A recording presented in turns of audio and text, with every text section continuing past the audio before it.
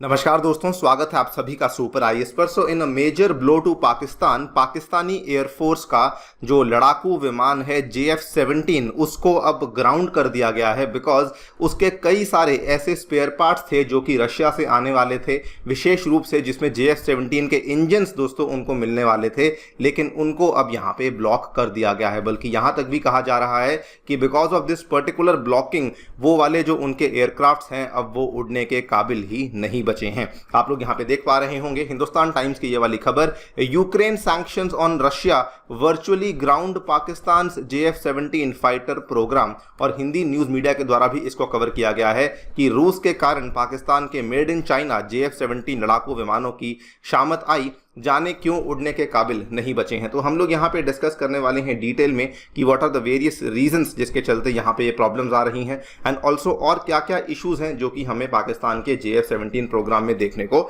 मिल रहे हैं। आइए शुरू करते हैं दोस्तों मेरे साथ। मेरा नाम है अनिरुद्ध। इस लेक्चर की PDF को डाउनलोड कर सकते हैं यहाँ पर दिए गए टेलीग्राम चैनल के माध्यम से। ऑल राइट, सो सबसे पहले JF-17 के बारे में कुछ विशेष चीज़ों के बारे में हम लोग जानकारी हासिल कर लेते हैं।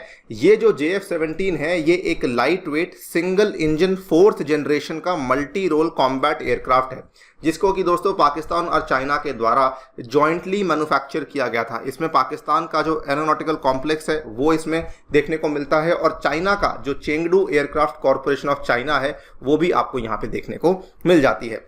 द मेन रीजन जिसके चलते JF-17 को यहाँ बनाया गया था उसका पर्पस था, they wanted to replace the Mirage 3, Mirage 5 combat aircraft in the Pakistani air force. और इनका ये भी मानना था कि JF-17 को ये मल्टीपल रोल्स के लिए इस्तेमाल कर पाएंगे, which includes interception, ground attack, anti ship attack और इवन एरियल रिकनेसेंस के लिए भी हम लोग इसका इस्तेमाल कर पाएंगे। आप लोग यहाँ पे देख सकते हैं ये JF-17 की इमेज है जो कि आपके सामने हमने दिखाई है। नाउ JF-17 का जो मैन्युफैक्चरिंग है जो आप यहाँ पे देख पा रहे होंगे कि 1999 की बात है, बीजिंग और इस्लामाबाद के बीच में एक बहुत बड़ा समझौता साइन हुआ था regarding the joint production of the JF-17। And उस टाइम पे ये भी कहा जा रहा था कि जो इंडियन एयरफोर्स के पास सुखोई 30 MKI है, MiG-29 है और मिराज 2000 है, इन सभी एयरक्राफ्ट्स को टक्कर देने के लिए इस पर्टिकुलर JF-17 एयरक्राफ्ट को बनाया जा रहा है।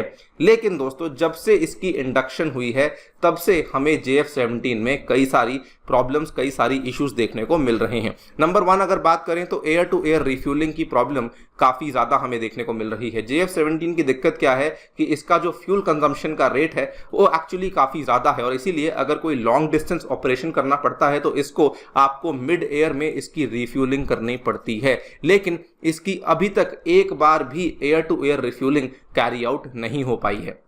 सेकेंड प्रॉब्लम यहाँ पे क्या हुई है कि JF-17 अगर हम बाकी विमानों की बात करें तो वहाँ कहीं पर भी बाकी विमान जो है पीछे काला धुआं नहीं छोड़ते हैं, लेकिन JF-17 पीछे काला धुआं छोड़ता है, जिसके चलते प्रॉब्लम क्या होती है कि दूसरे लड़ाकू विमान जो है वो बहुत ही जल्दी इसको डिटेक्ट कर लेते हैं, इसको भांप लेते हैं, जिसके चलते JF-17 की जो कॉम्बैट कैपेबिलिटी है वो काफ़ी ज़्यादा कम हो जाती है, and it becomes an easy target because आपको काला धुआं नजर आ जाता है तो ऑटोमेटिकली आप जान जाते हैं कि यहाँ पे आपको पाकिस्तानी एयरफोर्स का JF-17 एयरक्राफ्ट देखने को मिलने वाला है। इसके अलावा JF-17 के कई सारे क्रैशेस की भी हमें घटनाएं देखने को मिली हैं since JF-17 operational induction in 2009।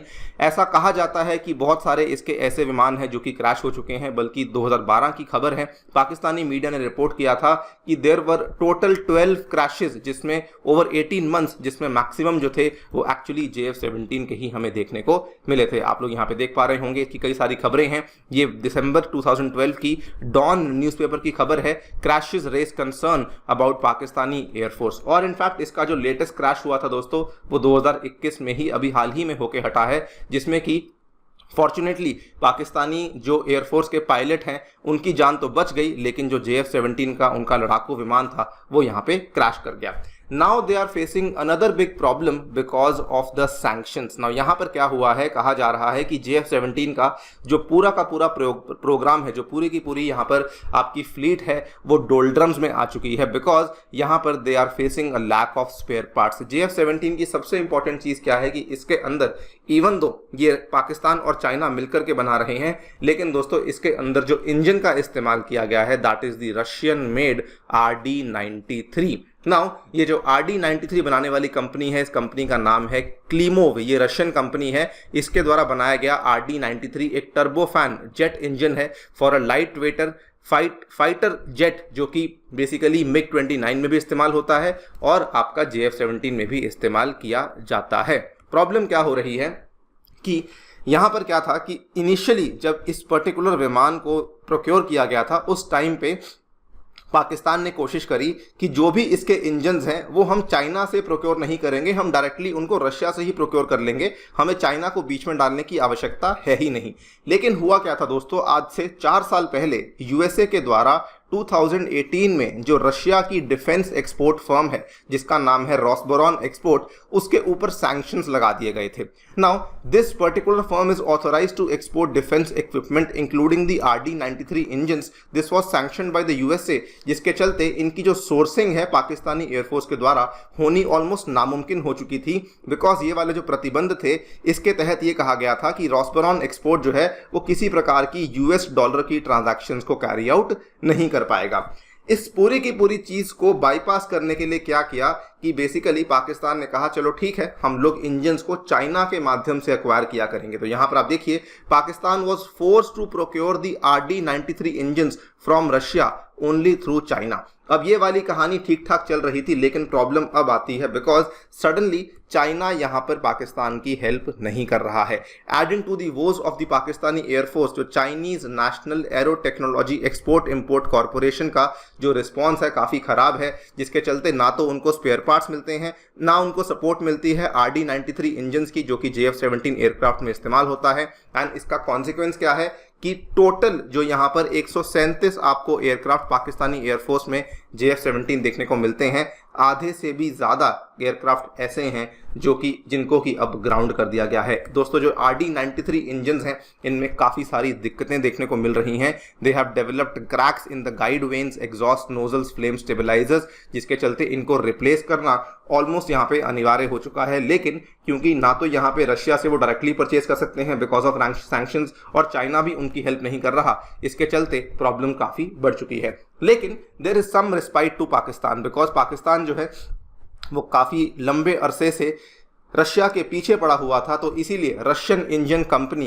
क्लीमोव has now indicated its willingness to supply the RD-93 engines. Obviously ये पूरा का पूरा जो ट्रांजैक्शन होगा वो किस तरीके से होगा ये देखना काफ़ी इंटरेस्टिंग होगा। लेकिन once again it has been proved कि JF-17 का जो विमान है दोस्तों, ये केवल शोबाजी के लिए पाकिस्तान के द्वारा रखा गया है, because we have not seen any fight, any war जहाँ पर भी JF-17 का इस्तेमाल पाकिस्तान के द्वारा किया गया हो। बल्कि 2016 में जब सर्जिकल स्ट्राइक भी हुई थी, उस टाइम पर भी जो पाकिस्तान के द्वारा इस्तेमाल किए गए विमान थे उसमें भी JF-17 का इस्तेमाल नहीं किया गया था। So it also bags the question कि व्हाट आर द रीजंस जिसके चलते पाकिस्तान आज भी JF-17 विमान का इस्तेमाल कर रहा है। खैर, आप लोग क्या सोचते हैं इस डेवलपमेंट के बारे में, डेफिनेटली बताइए कमेंट सेक्शन में। जाने से पहले दोस्तों बताना चाहूंगा कि हमारी ज्योग्राफी क्लास 9th की NCERT MCQ सीरीज चल रही है, जिसमें आकर के आप लोग हिस्सा ले सकते हैं। इसकी जो आखिरी क्लास है वो कल यानी कि 26 अगस्त को होने वाली है दोपहर 1 बजे। इसके अलावा अगर आप लोग UPSC की तैयारी अपने घर बैठ के शुरू करना चाहते हैं इंडिया के बेस्ट इंस्टीट्यूट से, तो you can do so using super coaching, जिसमें कि आपको इंडिया के टॉप इंस्टीट्यूट से पढ़ने का मौका मिलेगा, और साथ ही में हमारे द्वारा भी आपको लेक्चर्स अवेलेबल करवाए जाएंगे। सभी चीज़ें आपको उपलब्ध हो सकती हैं मात्र 2000 रुपीज़ पर मंथ में, अगर आप लोग मेरा स्पेशल रेफरल कोड A2SIR इस्तेमाल करते हैं। Thank you so much for listening, stay tuned and stay safe.